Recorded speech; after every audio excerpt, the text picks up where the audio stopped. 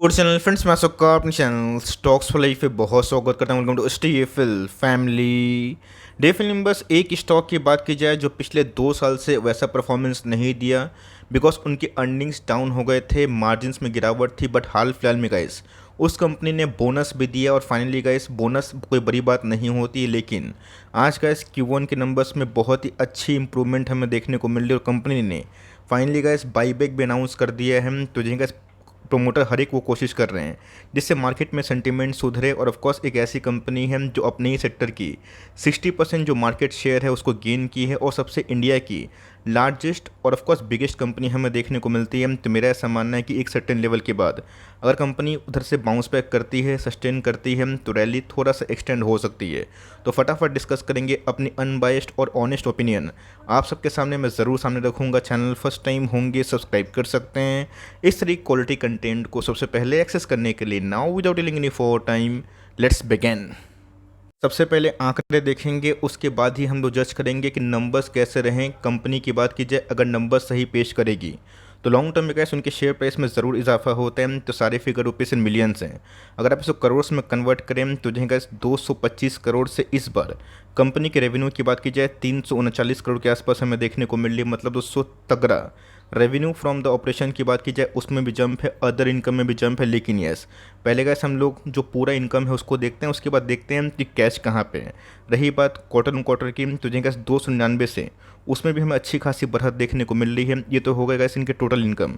अगर आप ठीक से जज करें आपको समझ में आएगा कि पहले जो इनके इनकम थे 1 करोड़ के आसपास कहाँ से आ रहे थे, अदर इनकम से, और इस बार 57 करोड़ ऐड होता हुआ देखने को मिल रहा है। रही बात क्वार्टरली फ्रंट की 30 करोड़ से 57 करोड़ के आसपास देखने को मिल रहा है। बट उसको अगर आप इसको एक्सक्लूड भी करें ना, अगर आप सीधा रेवेन्यू फ्रॉम द ऑपरेशन देखें तो ऑफकोर्स 224 से सीधा अगर आप देखें 282 आसपास हमें देखने को मिल रहे हैं, जो अपने आप पे सिग्निफिकेंट 26% के आसपास जंप है, जो बहुत ही शानदार बात है। क्वार्टरली फ्रंट की बात की जाए 268 से उसमें भी हमें डिसेंट जंप देखने को मिल रही है। तो ऑफकोर्स के सारे खर्चे को एडजस्ट करने के बाद खर्चे की बात की जाए 167 से अगर आप देखें 214। क्वार्टरली फ्रंट की बात की जाए खर्चे में थोड़ी लगाम के बाद कंपनी ने गैस इस बार ना बहुत ही शानदार परफॉर्मेंस किया है। और सीधा अगर आप देखें प्रॉफिटेबिलिटी 46 करोड़ से कितना हो चुके हैं 83 करोड़ के आसपास। रही बात क्वार्टरली फ्रंट की, उसमें भी गैस बहुत ही मेगा उछाल देखने को मिल रहा है। मतलब दोस्तों हर एक फ्रंट में कंपनी ने बहुत ही अच्छे परफॉर्मेंस दिए हैं। और इसी के साथ अगर आप देखें तो कंपनी का जो EPS है 7.64 से 13 के आसपास हो चुका है, 13.5 के आसपास। क्वार्टरली फ्रंट की बात की जाए उसमें भी गैस हमें एकदम डिसेंट 50% के आसपास जंप देखने को मिल रही है। हम लोग बात कर रहे हैं इंडिया मार्ट के बारे में। आप सबको अच्छे से पता है कि इंडिया मार्ट ने पिछले कुछ समय से बहुत लोग काफ़ी परेशान किया। बट दोस्तों आपको ये समझ में आना बहुत ही इंपॉर्टेंट है कि कभी कभी प्राइस नहीं भागता है, तो मार्केट वेट करता है कि कंपनी अपने अर्निंग्स ठीक करे। कंपनी अर्निंग्स ठीक करेंगे तो भाव भी बढ़ेगा। बट इसी बीच में गैस कंपनी आपको पता है कि बीच में 1:1 का बोनस अनाउंस की थी, जिसकी वजह से आपके शेयर्स मल्टीप्लाई होंगे। लेकिन साथ ही साथ दोस्तों जो बाईबैक का प्राइस है आप देख सकते हैं कि 4000 के आसपास हमें देखने को मिल रहा है। मतलब कंपनी के प्रोमोटर्स अगर बाईबैक करेंगे 500 करोड़ के आसपास जो एग्रीगेट अमाउंट है उसको अगर डालेंगे, आप समझ के चलिए कंपनी गैस अपने आप में ही उस भाव को रेस्पेक्ट कर सकती है। अब देखते हैं कि मार्केट बंद होने के बाद न्यूज़ आई, कंपनी के नंबर्स आए, कंपनी की बाईबैक आए, कल के दिन हमें क्या रिएक्शन दिखाई दे सकता है। रिएक्शन देखने से पहले मैं आप पे छोड़ रहा हूँ आपको करना क्या है, बिकॉज पिछले कुछ समय से आप सबको अच्छे से पता है कि मैं इसी का वेट कर रहा था। और मैंने आपको हमेशा बताया कि हमेशा गए जितनी B2B बिजनेस होती हैं Q1 के नंबर्स हमेशा उनके लिए अच्छे होते हैं, बिकॉज वन टाइम जो मनी है वो भी कंपनी चार्ज करती है। बट दोस्तों इधर पे असली खेला कहाँ पे हुआ पता है, इनके ऑपरेटिंग मार्जिन्स में, जिसको हम बोलते हैं कि नेट प्रॉफिट मार्जिन, जो पहले ईयर कितने थे लास्ट ईयर इसी साल में 21% के आसपास, इस बार का 25% के आसपास हैं, जो इसी हिसाब से काफ़ी अच्छे हैं।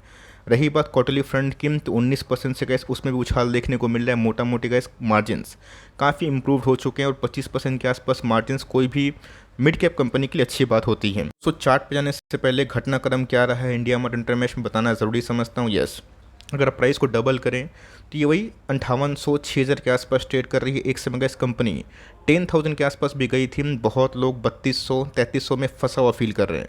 बट मेरे हिसाब से कैसे अगर आपको कंपनी अच्छी लगती है, नंबर सही लगते हैं, यहाँ पे गैस नकारात्मकता होना ठीक नहीं है। आपको कंपनी को चलने के लिए थोड़ी टाइम की आवश्यकता हो सकती है। साल की बात की जाए, एक साल में गैस रिसेंटली बॉटम हिट करने के बाद कंपनी अपने एक साल में 36% के आसपास गेन दे चुकी है। तो ये शेयर बाजार है, कब स्टॉक कितना गिर जाए, कितना इंटेंसिटी में गिरे किसी को समझ में नहीं आता है। 10,000 का स्टॉक था मुझे याद है, और ये गैस गिर के 3600 के आसपास गया था, 3700 के आसपास गया था, 4000 के नीचे गया था। आज वहाँ से रिकवरी तो हमें देखने को मिल रही है, बट अभी भी गैस लाइफ टाइम हाई से कंपनी काफ़ी दूर है। तो ऑफकोर्स गैस कंपनी ख़राब परफॉर्मेंस नहीं कर रही है।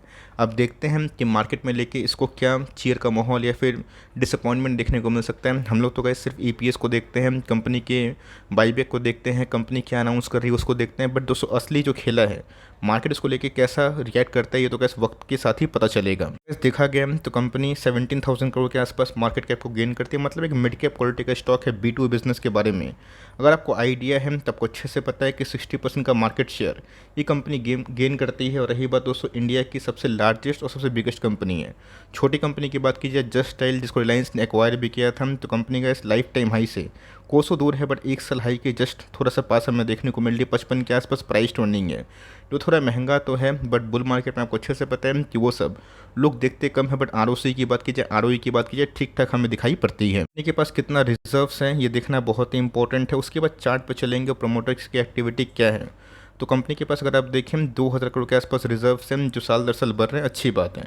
बोरिंग्स की बात की जाए ना के बराबर है, तो कंपनी का इस लॉन्ग टर्म में अगर आप देखें तो बहुत बड़ा लाइबिलिटीज़ बोरिंग्स लेके नहीं चल रही है, और कंपनी के पास ठीक ठाक रिजर्व है इनके मार्केट कैप के अकॉर्डिंग। अगर आप देखें जून का डेटा अपडेट हो चुका है, प्रोमोटर की जो स्टेक है अनचेंज है। आपने देखा था कि पिछले कुछ समय से इस कंपनी ने बहुत सारे बिजनेस को एक्वायर किया था और बीच बीच में उसको बेच भी देती है, मतलब वहाँ से इनऑर्गेनिक ग्रोथ है ना उसको कमाने की कोशिश करती है। पिछले कुछ समय से एफआईएस की स्टेक बढ़े, बट लास्ट क्वार्टर से इस बार अनचेंज है। डीएस की बात की जाए थोड़ी सी स्टेक बढ़ते हुए देखने को मिल रही है, और पब्लिक होल्डिंग की बात की जाए एक समय 20-22% से गिर के 18% के आसपास हो चुकी है। सो करना क्या है, मैंने क्या बताया कि यहाँ पे गैस कोई क्लियर संकेत नहीं मिल रहा है कि वन डे के चार्ट में लाइक डाइवर्जेंस क्या है, स्ट्रेंथ कहाँ पे है, फॉर्मेशन कहाँ पे हो रहा है।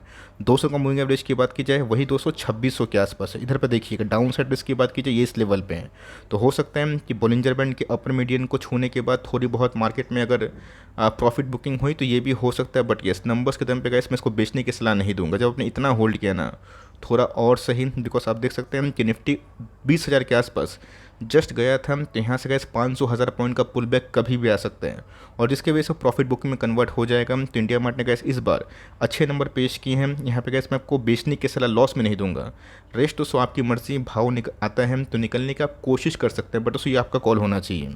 बात मंथली चार्ट की, तो यहाँ पे दोस्तों बहुत दिनों के बाद अगर आप देखें तो मैकडी ने इधर पे बुलिश डाइवर्जेंस क्रिएट किया, जो उसका मतलब क्या था, संकेत कि बाइंग होते हुए देखने को मिल रही है। तो ऑफकोर्स कैसे देखते हैं कि मार्केट इसको लेके कैसा रिएक्ट करते हैं। बट अगर आप इसको होल्ड करते हैं या फिर कर रहे हैं तो क्या आपको नंबर्स जस्टिफाई लगते हैं, क्या नंबर्स कंपनी के ठीक लगें। ब्रेकआउट होगा तो कंपनी अच्छा कर सकती है। जो प्रीवियस एक सपोर्ट लेवल है 7,500 के आसपास, मैं बोनस के पहले की बात कर रहा हूँ, वही 3500 आप आधा कर लीजिए। तुम्हारे बहुत लोग निकलने की कोशिश करेंगे, बट देखते हैं कि मार्केट में कल के दिन रिएक्शन क्या लगता है और आपको नंबर्स कैसे लगे। प्लीज़ कमेंट बॉक्स में ज़रूर ड्रॉप करिएगा। वीडियो अच्छी लगी तो प्लीज़ लाइक करिएगा, चैनल फर्स्ट टाइम होंगे सब्सक्राइब करके बेल आइकन को प्रेस करना भी ना भूलिएगा। तो गाइस मिलते हैं जल्दी ही, तब तक के लिए bye. Thanks for listening friends, God bless you all.